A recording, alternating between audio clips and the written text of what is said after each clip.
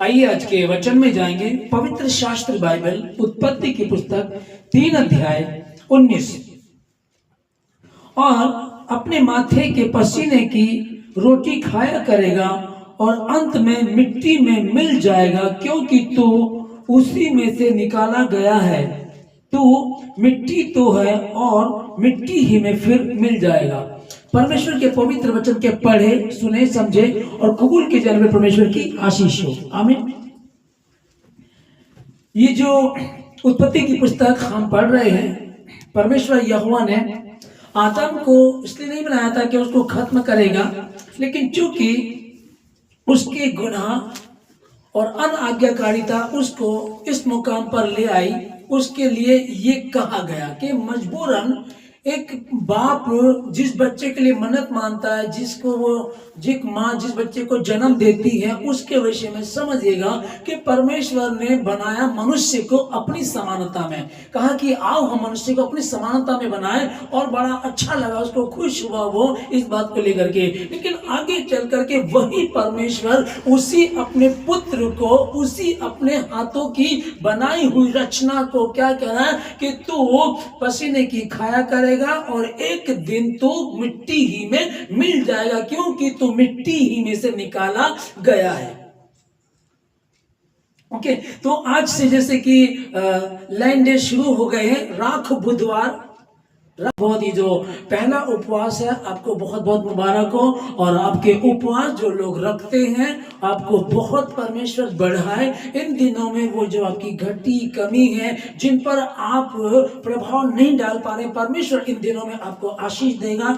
और अगर आप पहले से उपवास रखते हैं तो प्रभु आप लोगों को बहुत आशीष दे, और यदि नहीं रखते हैं तो आप रखना शुरू करें। हाँ, तो भी कई लोग इस बात को कहेंगे कि बाइबल के अनुसार तो नहीं है। हाँ, बाइबल के अनुसार नहीं है, लेकिन इस समय में ही रखे जाए ऐसा नहीं है। लेकिन ये तो सच है कि यीशु मसीह ने उपवास रखे, मूसा ने उपवास रखे, बहुत लोगों ने उपवास रखे। और उपवास रख करके हम, जैसे कि लिखा कि आत्मा तो तैयार है परंतु शरीर दुर्बल है, तो शरीर की जो लालसा है उपवास में वो मरती है और आत्मा तैयार होती है, और इस रीति से आत्मा परमात्मा से मिलन कर लेती है। इसलिए ये जो उपवास के दिन है, जो लैंड डे, जो राख बुधवार जिसको कहा गया है, और जिस वचन को हमने अभी पढ़ा कि उत्पत्ति में परमेश्वर ने अपनी हाथों की बनाई रचना को, अर्थात आदम से क्या कहा कि तू मिट्टी में से निकला और एक दिन उसी में मिल भी जाएगा।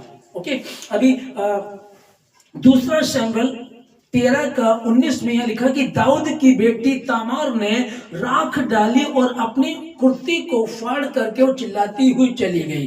अभी समझिएगा इसको। और दूसरा वचन जो है, पहला राजा 21:27 में लिखा, आहाब ने अपने वस्त्र फाड़े, टाट लपेट कर दबे पांव चलने लगा।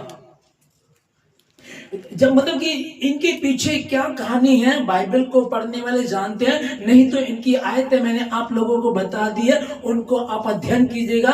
और नहीं तो हम ये जो 40 उपवास है वैसे 46 हो जाते हैं। ओके, हर दिन प्रार्थना करेंगे और परमेश्वर के पवित्र वचन को मनन करेंगे कि परमेश्वर उपवास के विषय में क्या कहता है, कैसे उपवास शुरू हुए, कैसे उपवास की जो शुरुआत हुई है वो कहां से हुई है, किस तरह से हुई है, क्या परमेश्वर ने कहा था या कितने कहा था, किस रीति से उपवास हमको रखने, हम उस पर मनन करेंगे। हर रोज हम मिला करेंगे यीशु मसीह के नाम में, और जो भी इनकी गहराई है परमेश्वर उनको अपने भेदों को प्रकट करेगा, और आप तक हम ये बातों को पहुंचाएंगे, और हम मिल करके परमेश्वर की महिमा को करेंगे। ये 2026 के जो फास्टिंग प्रेयर है, फास्टिंग के डे है, इनमें हम मिल करके संगति करेंगे यीशु मसीह के नाम में।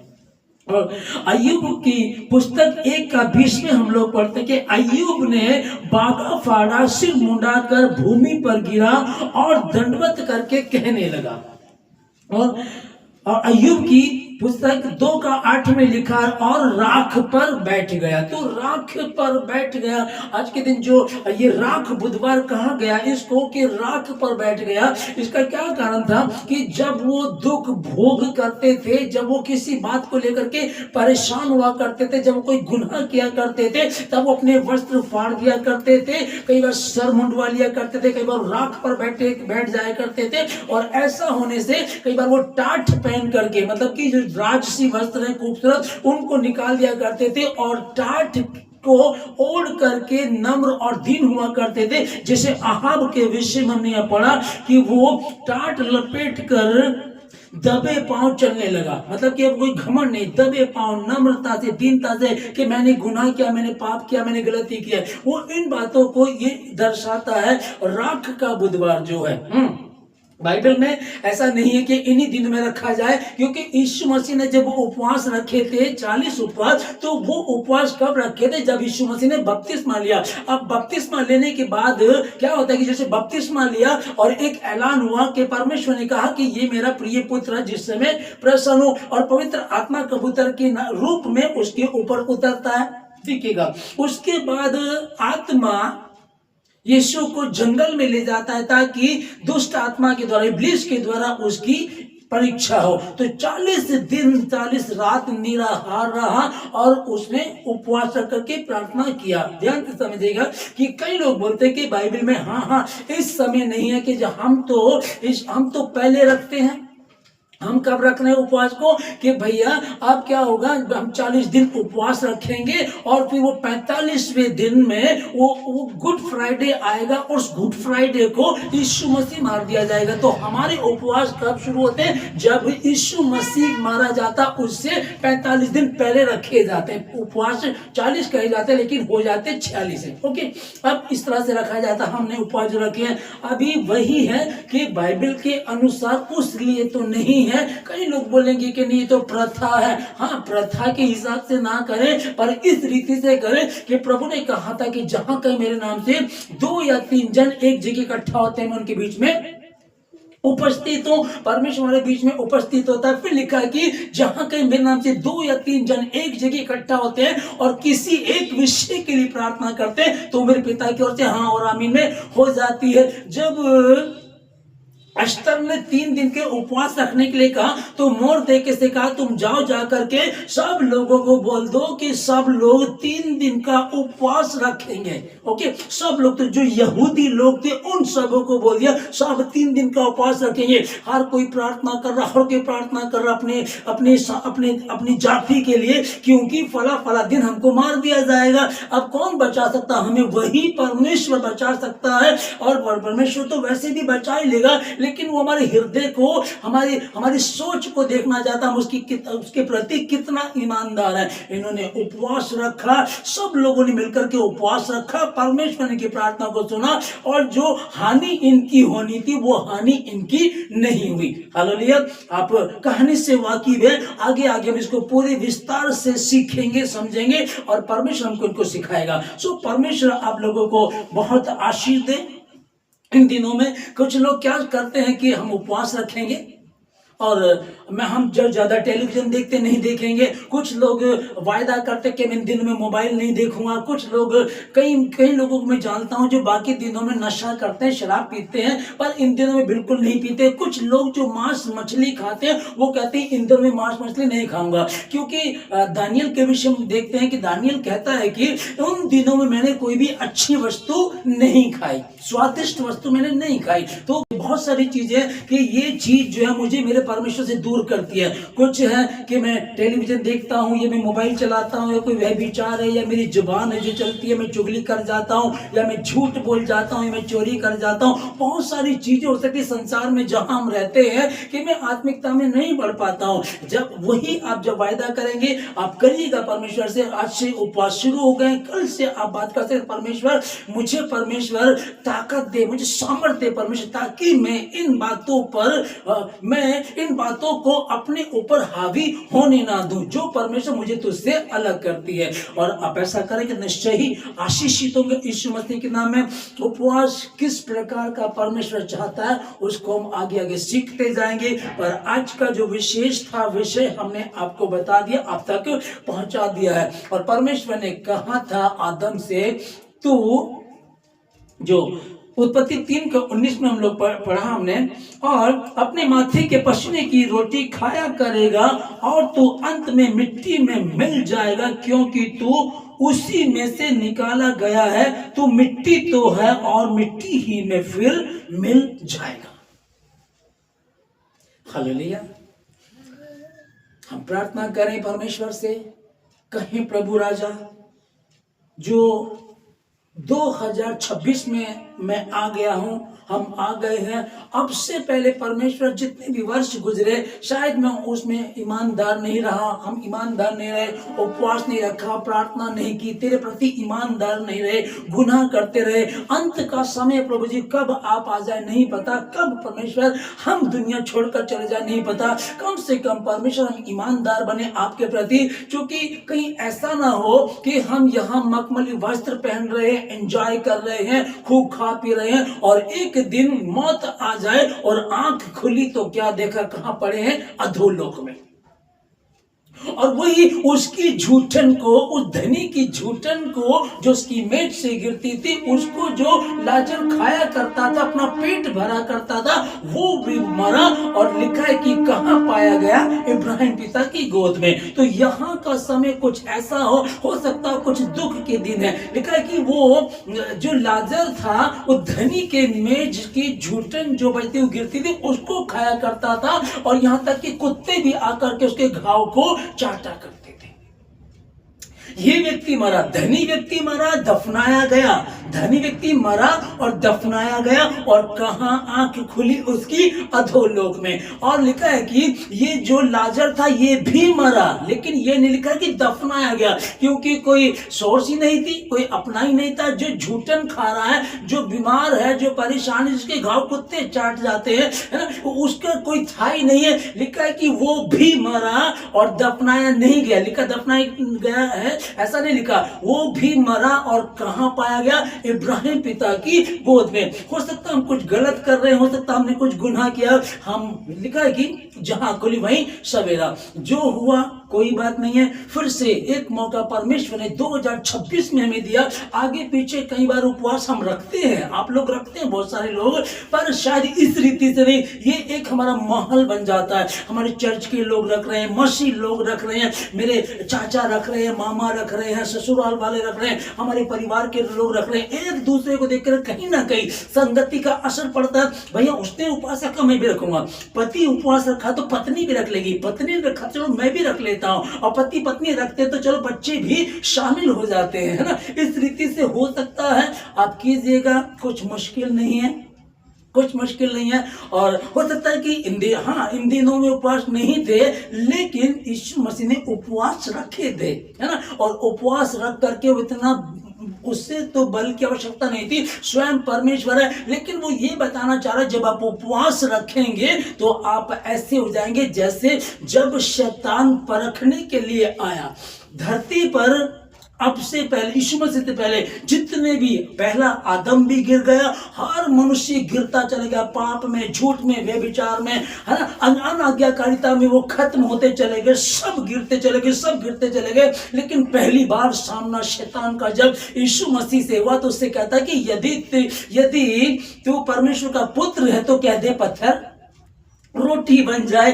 और उसने ऐसी कोई बात नहीं की। वो कह सकता था कि अभी तुझे पता है मैंने जब बपतिस्मा लिया 40 दिन पहले, है ना, परमेश्वर ने कहा था ये मेरा प्रिय पुत्र है, तुझे पता नहीं क्या। और फिर देखो कबूतर के रूप में पवित्र आत्मा मुझ पर उतरा था। उसने कोई इधर उधर की बात नहीं की, उसने वचन को जो टेढ़ा किया शैतान ने, और परमेश्वर ने, यीशु मसीह ने उसी वचन को बता करके क्या कहा, ये भी लिखा है पवित्र शास्त्र बाइबल में, ये भी लिखा है कि मनुष्य केवल रोटी ही से नहीं परंतु परमेश्वर के मुख से निकले हुए हर एक वचन से जीवित रहेगा। हालेलुया। ये जवाब दिया, और 3 बातें उसने की। फिर वो कहता है कि ठीक है, अपने आप को यहां से गिरा दे, और तेरे विषय में लिखा है कि तुझे वो अपने स्वर्गदूतों को तेरे निमित्त आज्ञा देगा, तुझे हाथों हाथ उठा लेंगे। यीशु मसीह ने कहा हाँ ठीक है, वो उठा लेगा, वो कर सकता, उसके लिए मुश्किल नहीं है। पर ये भी लिखा है कि अपने प्रभु परमेश्वर की परीक्षा ना कर। और तीसरी बात जो उसने कही, जो वो शुरू से चाह, जब से उसको आसमान से फेंका गया, जब से वो उसी बात को चाह रहा है कि यहोवा से बढ़कर ऊंचा तख्त में बनाऊंगा और सारी जाति मुझे दंडवत करेगी, मेरे सामने झुकेगी। झुकते हैं बहुत सारे लोग, लेकिन जो सच्चे खुदा के मानने वाले, मसीह के मानने वाले लोग हैं, वो नहीं झुकते हैं। वो क्या कहते हैं, मेरा जीना भी मसीह, मेरा मरना भी मसीह है, आप हमको मार दीजिएगा, लेकिन खुदा तो हमारा मसीह यीशु ही है।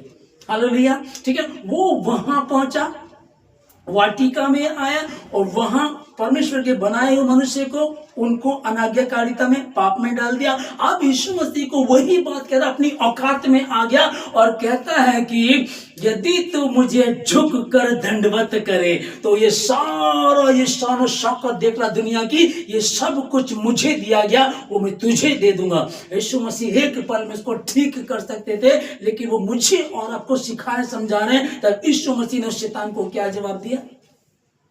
ये भी लिखा है कि तू अपने परमेश्वर यहोवा को छोड़ किसी और को दंडवत मत करना, और उसके पास से शैतान उसके पास से चला गया, है ना। तो मुझे और आपको कि लैंड डे है, राख का बुधवार है, ये तो प्रथा है, ये तो पुराने नियम में थी, वो लोग माना करते थे, या पुराने नियम की आयतें बता रहे हैं यहाँ जो हम लोग इसको पढ़ रहे हैं, ये तो हाँ ठीक है, आपने उत्पत्ति बताई, चलो ठीक है। पहला दूसरा शम्बल बताया कि तामार ने अपने सर पर राख डाली। पहला राजा बताया आपने कि अहाब ने अपने कपड़े फाड़े, टाट लपेटा, दबे पांव चलने लगा, पुराना नियम है। अय्यूब का 1:20 में अय्यूब ने अपना बागा फाड़ा और सिर मुंडा करके भूमि पर गिर करके दंडवत करने लगा, और फिर लिखा है कि वो राख पर बैठ गया। पुराने नियम की बात है, परमेश्वर पुराने नियम की बात थोड़ी कर रहा, अब तो नया नियम आ गया। पुराना नियम तो प्रभु ने खत्म कर दिया, तो नया नियम शुरू हो गया। वही यीशु मसीह मत्ती की पुस्तक में ये कह रहा है कि ये ना समझो कि मैं भविष्यद्वक्ताओं की पुस्तकों को नष्ट करने आया, लोप करने आया। लोप करने नहीं, परंतु उनको पूर्ण करने आया। तो पूर्ण करने का मतलब, जब मूसा ने वहां 40 उपवास रखे, और क्या परमेश्वर ने कहा था मूसा को रखने के लिए? नहीं, ऐसा तो पता नहीं चलता कुछ भी, लेकिन यीशु मसीह ने भी उपवास रखे। आमीन। तो पुराना नियम में वहां मूसा ने रखे, यहाँ यीशु मसीह ने रखे। तो नया नियम पुराना नियम के चक्कर में उलझ करके अपने आप को उस आशीष से वंचित ना कर दो, क्योंकि लोग ऐसे ही कहते हैं अभी तो, अरे नहीं, उपवास तो पहले रखे जाते थे, उपवास रखने की आवश्यकता नहीं है, यीशु मसीह ने तब रखे थे, हम लोग तो अब रख रहे हैं। उन्हें तो यीशु मसीह ने बपतिस्मा लिया था तब रखे थे, हम जब रख रहे हैं जब यीशु मसीह मरने वाला होता है, ठीक है ना। तो जो भी कारण है, चाहे वो तब था चाहे अब है, मेन बात को हम समझ लें कि उपवास रखने उद्देश्य ये है कि हम परमेश्वर की समानता में हो सकें, क्योंकि प्रभु ने कहा कि सिद्ध बनो जैसा तुम्हारा पिता सिद्ध है। तो सिद्ध कैसे बनेंगे? दुनियावी बातों में रह करके तो नहीं बन पाएंगे। कब बन पाएंगे? जब परमेश्वर के प्रति ईमानदार होंगे, उपवास करेंगे, प्रार्थना करेंगे, वचन को पढ़ेंगे, और वचन में जो लिखा है जब उसके अनुसार चलेंगे तो वह ऐसा हो जाएगा। और उपवास रखें जब आप, तो आपका मुंह मलान नहीं रहना चाहिए। जैसे प्रभु ने कहा कि वो उपवास रखते हैं, वो सदूकी और फरीसी उपवास रखते हैं और अपना मुंह मलान रखते हैं, वो दिखाना चाहते हैं लोगों को कि हम उपवासी हैं। तो इसलिए तू नहा, मुंह धो, सर पर तेल लगा, तू मनुष्य को नहीं परंतु अपने पिता को, जो तेरा पिता स्वर्ग में है, वो तुझे जाने कि तू उपवासी है। तो इन दिनों में मोस्टली क्रिश्चियन लोगों का मालूम ही होता है सबको। तो प्रभु आप लोगों को बहुत आशीष दे, आप उपवास में रहें, प्रार्थना कीजिएगा और मांगिएगा परमेश्वर से। और कई बार ऐसा होता है कि मैं काम करता हूं, मैं नहीं रख पाऊंगा, है ना, मेरी तबीयत खराब हो रही, मुझे दवाई खानी पड़ती है, तो ये चीजें तो फिर आपको परमेश्वर से अलग कर देंगी। तो उसी में ऐसा नहीं लिखा है कि तुम भूखे रहो। कई बार आप बाकी दिनों में जितना वचन नहीं पढ़ते, इन दिनों में कहो कि मैं 2 घंटे वचन को पढ़ूंगा, मैं 2 घंटे प्रार्थना को करूंगी, नहीं तो 12 बजे तक हम उपवास रखेंगे, 1 बजे तक रखेंगे, 3 बजे तक रखेंगे। अरे आपका बाप है, वो कसाई नहीं है, वो बॉस नहीं है, क्योंकि आपको ऑर्डर देगा। हाँ, अच्छा है कि आप जिस काम को नहीं कर सकते और करने की कोशिश करेंगे, आप परमेश्वर मनों को जानता, परमेश्वर आपके कण कण से रग रग से वाकिफ है, वो सब कुछ जानता है। आप सच्चे मन से उसके नजदीक आएंगे, कोई दिक्कत वाली बात नहीं है, प्रभु आपको आशीषित करेगा। और जब हम सोचते हैं ना कि हम ज्यादा चापलूसी करें, नहीं प्रभु ऐसा हो जाएगा, नहीं प्रभु वैसा हो जाएगा। जब डॉक्टर कहता ना कि आपको बीपी हो गया, आपको शुगर हो गया, मीठा बिल्कुल नहीं खाना, आप कभी खाते नहीं है। डॉक्टर ने क्या दिया? अगर शुगर खाओगे, शुगर है आपको, अगर मीठा खाओगे तो आपकी शुगर बढ़ जाएगी। है ना। बहुत सारी चीजों में आपको टीबी की बीमारी है, आप ठंडा ठंडा मत खाना, है ना, नहीं तो फिर दिक्कत हो जाएगी आपको। बहुत सारी बीमारियों में एक डॉक्टर आपको लिख कर दे देता है और आप फिर उसको नहीं खाते हैं। जब परमेश्वर कह रहा है कि कुछ दिनों के लिए, एक दिन के लिए पूरे 40 ना रखें, आपने 5 रखें, 10 रखें, 15, 20, 25, 30 जितने आपको लगे, या फिर सप्ताह में एक रखेंगे जो बिल्कुल नहीं रखते उनके लिए, ठीक है ना। तो समाधान परमेश्वर निकाल रखा है। तो सच्चाई यही कि परमेश्वर मनों को जांचने वाला परमेश्वर है, मन के अनुसार हर एक को आशीषित करता है। सो परमेश्वर आप लोगों को आशीष दे। आइए प्रार्थना में जाएंगे।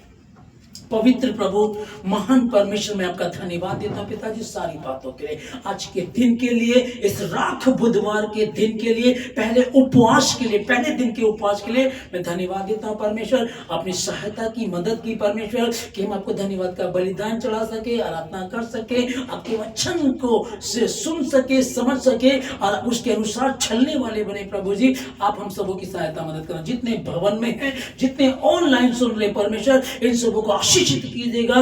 बीते दिनों में कुछ मुसीबतें रही, कुछ परेशानी रही है, मेरा परिवार टूट गया, मैं बीमार हो गया, मेरा कारोबार खत्म हो गया, मेरी नौकरी खत्म हो गई, कोई चिंता ना करें। जो भी कुछ भी क्यों ना हो, इन दिनों में आप परमेश्वर के समीप आएंगे और बीते दिनों में 2025 तक चाहे कुछ भी रहो, 26 आपके लिए आशीष का कारण होगा।